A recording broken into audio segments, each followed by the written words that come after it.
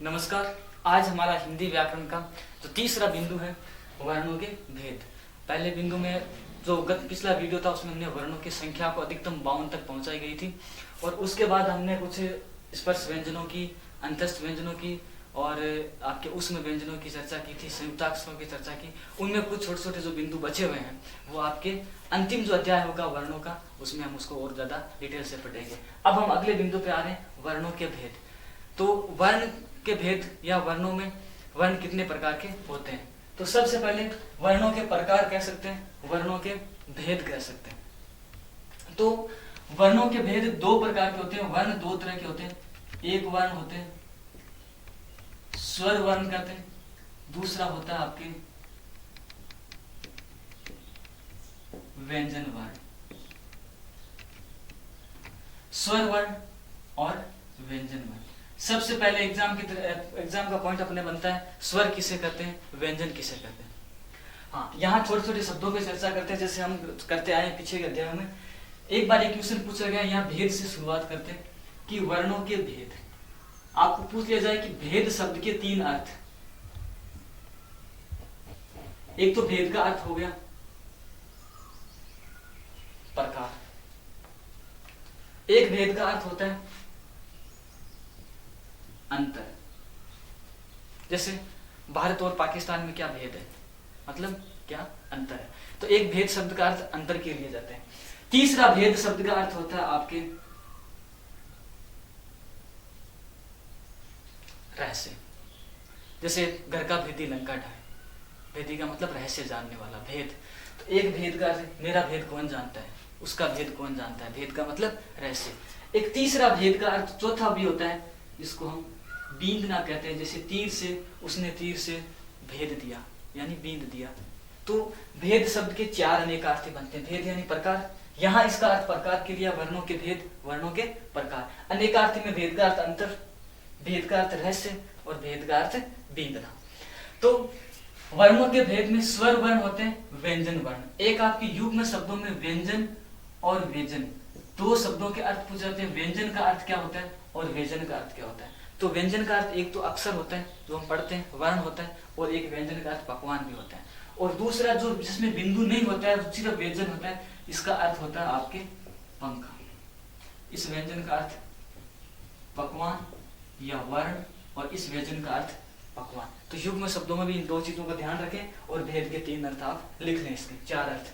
तो दो प्रकार के होते हैं आपके वर्ण, एक स्वर वर्ण, एक व्यंजन वर्ण। अब देखें कि स्वर वर्ण किसे कहते हैं या स्वर किसे कहते हैं, व्यंजन वर्ण किसे कहते हैं या व्यंजन। अगर स्वर वर्ण कहें तो भी वर्ण का एक भेद है, हम सीधा कह सकते हैं स्वर किसे कहते हैं, यहाँ वर्ण को हटा देते हैं, व्यंजन किसे कहते हैं। तो भी परिभाषा क्या होती है, स्वर की परिभाषा होती है कि जिन वर्णों का उच्चारण, क्योंकि वर्ण ही होता है स्वर, तो जिन वर्णों का उच्चारण मुख से निकलने वाली हवा बिना किसी बाधा, अवरोध या रुकावट के सीधे हमारे मुख से बाहर निकलती है तो उसको कहते हैं हम स्वर। और जिन वर्णों का उच्चारण करते समय हमारे मुख से निकलने वाली हवा बाधा, अवरोध या रुकावट पैदा करती है उसको कहते हैं हम व्यंजन। देखो कि परिभाषा, स्वर तंत्रियों से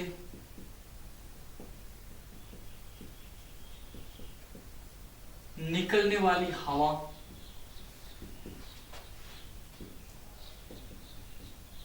स्वतंत्र होती है, जबकि यहां स्वर तंत्रियों से निकलने वाली हवा आपकी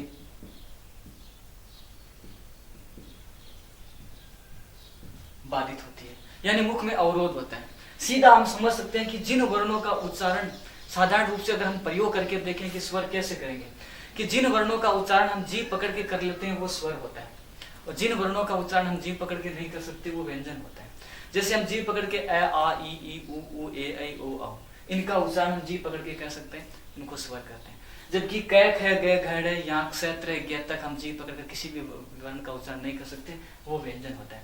तो मुख विवर या स्वतंत्र से निकलने वाली वो हवा जो स्वतंत्र रूप से हमारे मुख से बाहर निकलती है, कोई भी बाधा या अवरोध रुकावट पैदा नहीं होती है, वो स्वर होते हैं। और स्वतंत्र से निकलने वाली हवा बाधा, अवरोध या रुकावट के साथ हमारे मुख से बाहर निकलते हैं, उसको क्या कहते हैं, व्यंजन कहते हैं।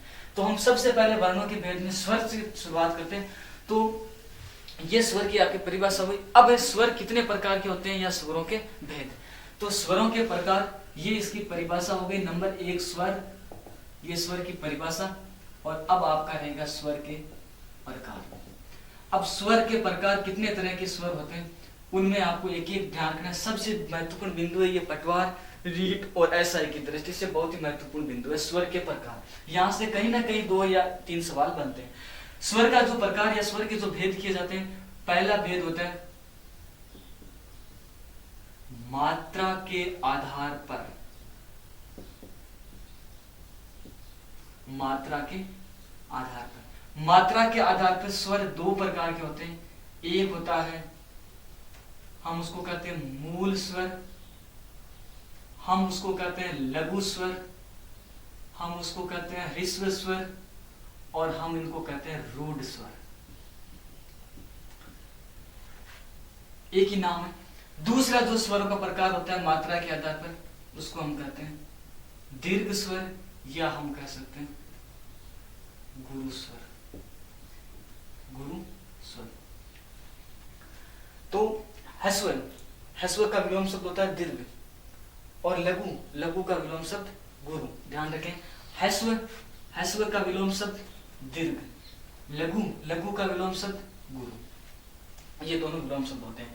तो मूल, लघु, ह्रस्व या रूढ़, कुछ भी कह दो एक ही बात है। जो मूल रूप में स्वर थे या जिनमें मात्रा में छोटी होती, एक भेद और किया जाता है तीसरा, जिनको हम कहते हैं प्लुप्त स्वर।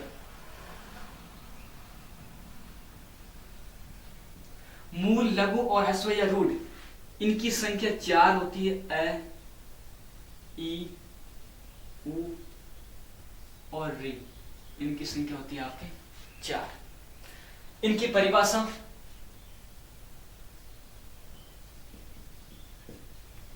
उच्चारण में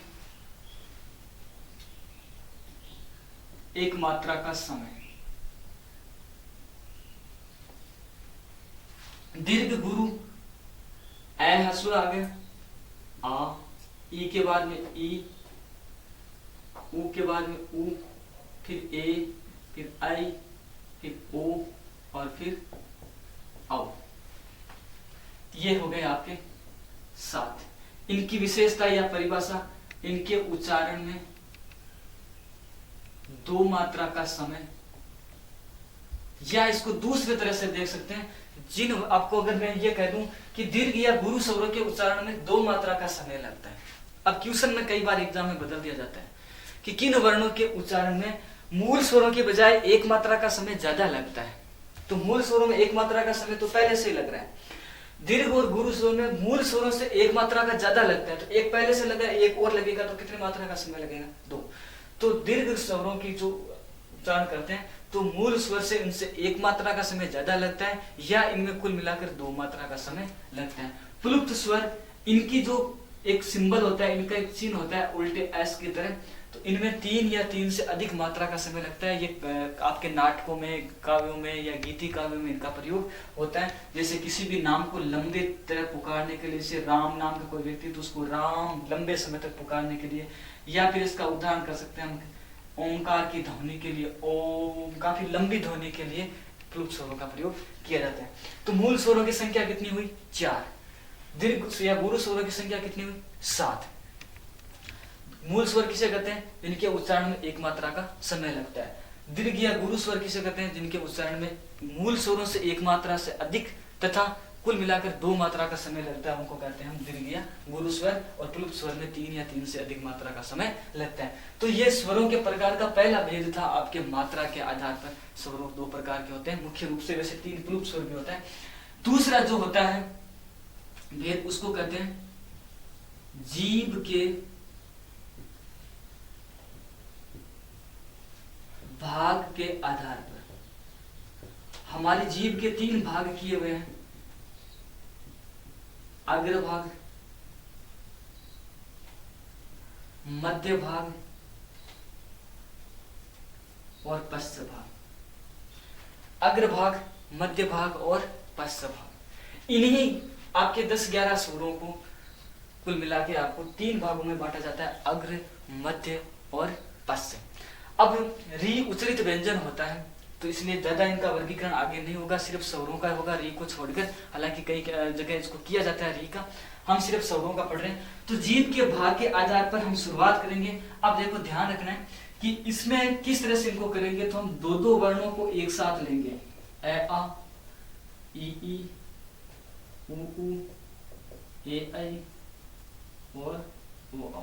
दो दो वर्ण ले लिए, ए आ ई उ ए ऐ और ओ औ। सबसे पहले हम शुरुआत करेंगे यहां से, मध्य भाग से। यहां लिखेंगे ए आ, कहां लिखेंगे ए आ, ऊपर लिखेंगे ई या ई, फिर यहाँ नीचे आएंगे वापस उ या उ, फिर वापस जाएंगे ए या आई, और वापस नीचे आएंगे ओ या औ। और जब वापस नीचे ओ या औ आएंगे तो इस आ को साथ में लेकर आएंगे और ये आ लिखेंगे यहाँ पे। यही इसका वर्गीकरण होता है। क्योंकि ये भाषा मनोवैज्ञानिकों ने अपने यंत्रों से, अपने वैज्ञानिक सिस्टम से इसको बताया गया या इसको माना गया।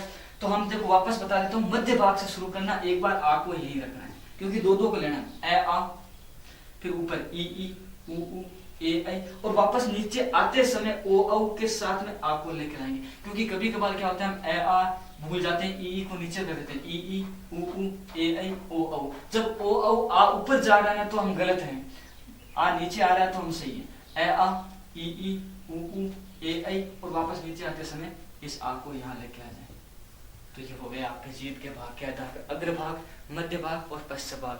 तो थोड़ा भाग का भी ध्यान रखें। ये जो भाग होता है जीभ का, जिसको हम पश्च मानते हैं, वो पश्च नहीं होता, वो अग्र होता है। फिर आता है बीच का मध्य भाग, फिर जिसको दांतों के पास का जो भाग होता है इसको बोलते हैं पश्च भाग। दांतों के पास का जो जहाँ से हम स्वाद सकते हैं वो भाग आते हैं पश्च भाग। ये पीछे वाला भाग, जीभ की शुरुआत इस तरह से होती है। तो अग्र भाग, मध्य भाग। और क्योंकि जब हम किसी भी शब्द को या किसी भी वर्ण को बोलते हैं तो मुख से हवा बाहर निकलती है, की बाहर से अंदर जाती है।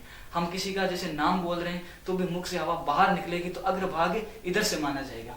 तो अग्र भाग, मध्य भाग और पश्च भाग। या कोई शब्द ऐसा उच्चारण करके बताओ जिसमें हम बोल रहे हैं और श्वास अंदर ले रहे हैं, नहीं, श्वास छोड़ते समय बोलते हैं, तो अग्र भाग ये माना जाएगा। फिर मध्य भाग, और फिर आखिरी जो दांतों वाला भाग होता है उसको हम बोलते हैं पश्च भाग। तो ये दूसरा भाग हुआ स्वरों का जीभ के भाग के आधार पर। अब इसके बाद में ये आप लिख लो दो, तीसरा भाग।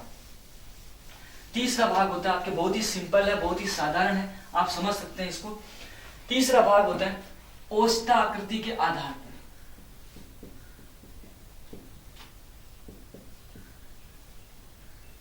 ओष्ठा आकृति के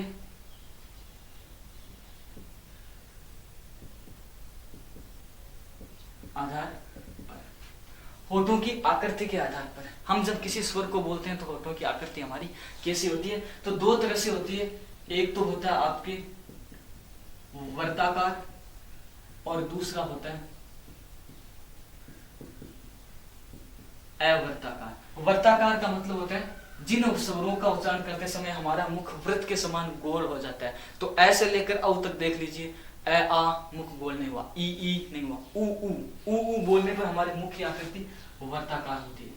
तो उ ए ऐ नहीं हुआ, ओ औ बोलते समय वापस हमारे मुख की आकृति गोलाकार होती है, वृत्त के समान होती है। तो ये ओ औ।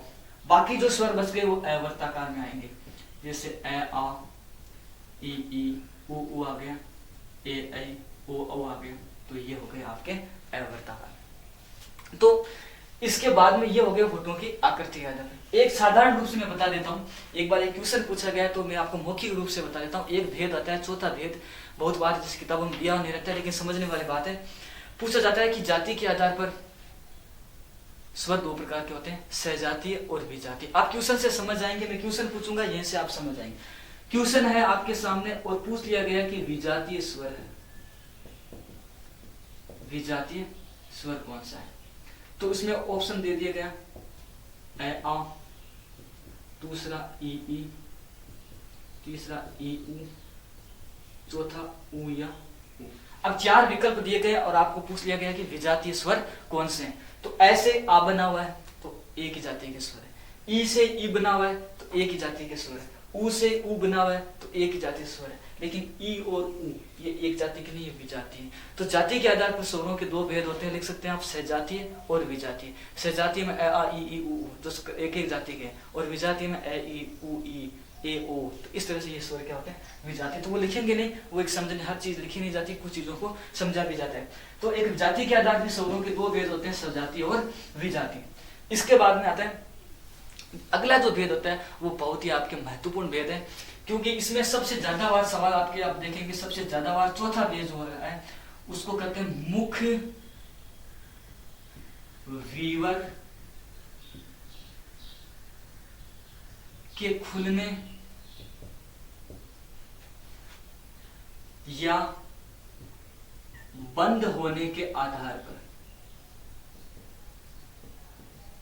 जब किसी हम स्वर का उच्चारण करते हैं तो हमारा मुख कितना खुलता है, कितना बंद होता है, तो मुख विवर, विवर किसे कहते हैं? विवर जो कहते हैं, ये शब्द को लेते हैं, शब्द होते हैं तत्सम, संस्कृत के शब्द, फिर होते हैं तद्भव। विवर शब्द तत्सम है, इसका तद्भव क्या होगा? तो विवर शब्द का जो तद्भव होता है वो होता है आपके बिल।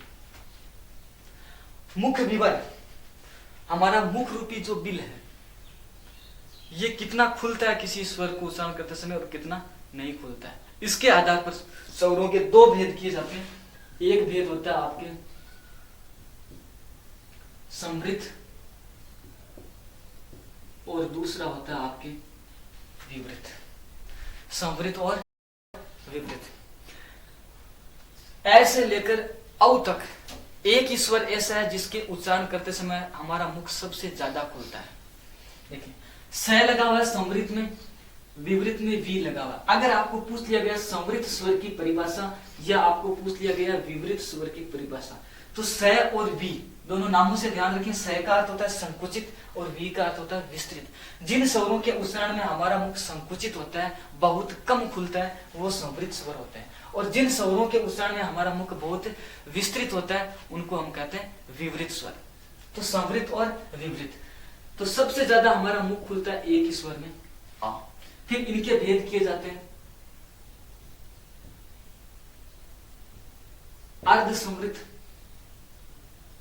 एक को बोला जाता है अर्ध विवृत। तो यहां हम देखेंगे समृद्ध ई और उ, इनमें हमारा मुख संकुचित रहता है। फिर ए, आई, ओ, औ और ऐ, ये होते हैं आपके अर्ध विवृत। 1, 2, 3 और 4, 1, 2, 3 और 4। तो इन स्वरों को आपको इसी तरह से ध्यान रखना। मुख विवर के खुलने या बंद होने के आधार पर समृद्ध बहुत ही संकुचित मुख रहता है, इतना सा। अर्ध समृद्ध आधा संकुचित आधा खुला। अर्ध विवृत इससे थोड़ा ज्यादा खुला। विवृत सबसे ज्यादा खुला। तो सबसे ज्यादा खुला आ, उससे कम आई, औ और ए, उससे कम ए और ओ, और सबसे कम ई और उ। इसके बाद में हमारा स्वरों का आखिरी भेद है, वो होता है उच्चारण स्थान के आधार पर। लिख लीजिए। इसके बाद में पांचवा भेद देखिए आप स्वरों का, वो है उच्चारण स्थान के आधार पर। पांचवा भेद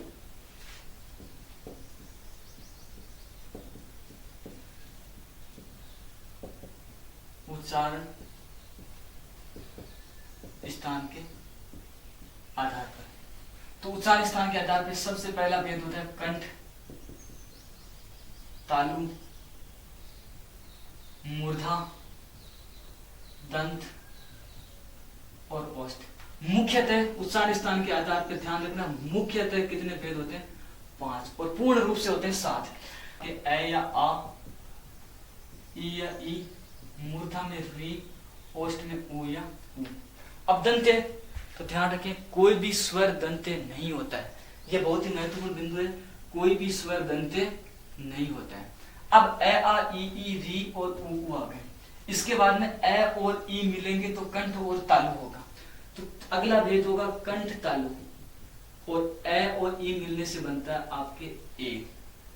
इसके बाद में अगला होता है ए और ऊ मिलेगा तो आएगा आपका कंठ, ए और ऊ मिलेगा तो कंठ और ओष्ठ, इसको बोलेंगे हम कंठोष्ठ, तो वो होगा आपका ओ।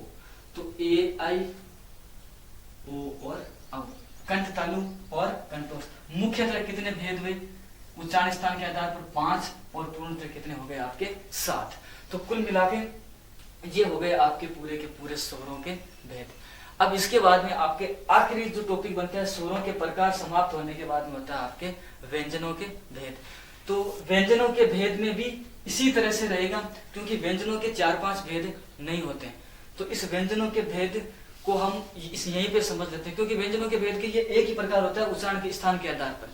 तो इसको यही समझ लेते हैं, उच्चारण स्थान के आधार पर यही रहेंगे कंठ तालु मूर्धा दंत और ओष्ठ। तो यहाँ हम देख सकते हैं, देखिए कंठ में आता है क वर्ग, तालु में आता है च वर्ग, मूर्धा में आता है आपके ट वर्ग, दंत में आता है आपके त वर्ग, ओष्ठ में आता है आपके प वर्ग। अब इसके बाद में ये लब है, ये मूर्धन्य तालव्य, रे मूर्धन्य, और जो ल आता है आपके वो ज्यादातर वैसे दंतोष्ठ माना जाता है, लेकिन यहाँ एक बार दंत में लिखेंगे और इसके बाद में वह आ गया ओष्ठ में। इसके बाद में स, ये स होता है तालव्य, ये स होता है मूर्धन्य, ये स होता है दंत्य, और है माना जाता है हमेशा कंठे। क्षेत्र के संयुक्त अक्षर होते हैं, तो इनके क और स अलग अलग हम वर्गीकरण पढ़ चुके हैं, क्योंकि यहाँ क आ गया क वर्ग में, स आ गया यहाँ, तो इनका कंठ और दंत हो जाता है उच्चारण स्थान। तो ये आपके उच्चारण स्थान के आधार पर यहाँ हम कह सकते हैं किसके प्रकार हो गए, ये व्यंजन के प्रकार। यहाँ हम लिख सकते हैं आखिर में व्यंजन की परिभाषा। तो यहाँ व्यंजनों की परिभाषा लिख लीजिए, क्योंकि व्यंजनों के इतने भेद नहीं होते जितने स्वरों के होते हैं। स्वरों के 5 प्रकार के भेद बताए जाते हैं, व्यंजनों का एक ही भेद होता है उच्चारण स्थान के आधार पर। तो व्यंजन की परिभाषा होती है मुख से निकलने वाली हवा, बाधा, अवरोध या रुकावट से बाहर आती है, व्यंजन कहलाते हैं। तो ये स्वर और व्यंजन, क्योंकि व्यंजनों का एक ही भेद है। अब यहाँ आखिर में हम ये देखेंगे स्वर और व्यंजन, व्यंजन का ये एक भेद। एक आखिरी क्वेश्चन कर ले, इसके साथ हम क्लास समाप्त करते हैं कि एक हकलाने और तुतलाने वाला व्यक्ति, एक हकलाने और तुतलाने वाला व्यक्ति स्वरों का उच्चारण आसानी से कर पाता है या व्यंजनों का उच्चारण आसानी से कर पाता है? इसका उत्तर आप कमेंट बॉक्स में दें। इसी के साथ आज स्वरों और व्यंजनों के प्रकार की कक्षा यही समाप्त करते हैं, और अगला जो बिंदु होगा उसके अंदर हम अगली कक्षा में चर्चा करेंगे और बहुत ही गहराई से हम इसका अध्ययन करें। धन्यवाद।